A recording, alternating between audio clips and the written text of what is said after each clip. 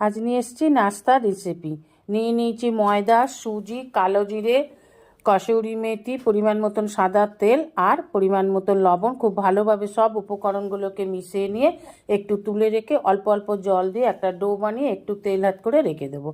এই মিশ্রণটা তুলে রেখে দিয়েছিলাম, তাতে 1 চামচ চাট মশলা দিয়ে 1 টিস্পুন হলুদ দিয়ে একটা ব্যাটার বানিয়ে নেব।